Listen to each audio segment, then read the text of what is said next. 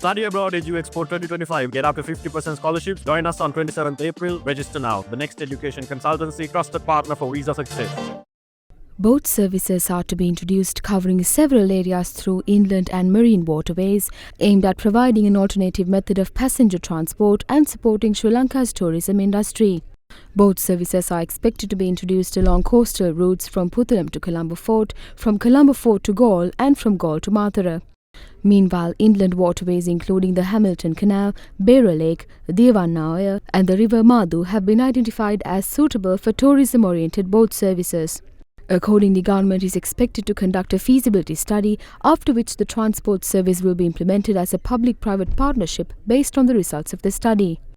Meanwhile, the Central Engineering Consultancy Bureau is expected to provide consultancy to the Ministry of Fisheries, Aquatic and Marine Resources in the project to renovate the Karanagar boatyard. 40 million rupees are to be allocated from the Treasury for the project, which is being implemented under an MOU inked with India.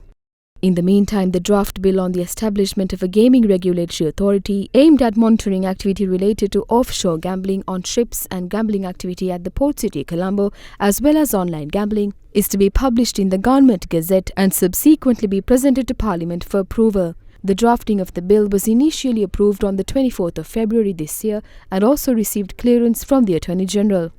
Meanwhile, the Motor Traffic Act is to be amended with a view to updating the maximum gross weight of an electric three-wheeler to not exceed 650 kilograms, including the battery system, from the previous value of 600 kilograms. The relevant amendment is being made in a bid to address prescription issues faced in line with the registration of electric three-wheelers.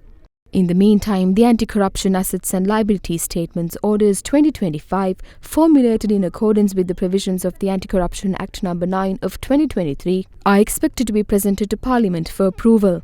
The relevant orders were issued in an extraordinary Gazette notification dated 20th March 2025.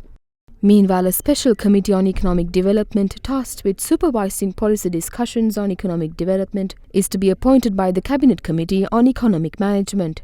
Furthermore, Derana Airport Services Limited is to be awarded the contract for the provision of ground handling services, namely passenger, ground and cargo handling for Sri Lankan Airlines at Melbourne Airport, Australia for the next 3 years at a total estimated cost of $13.1 million.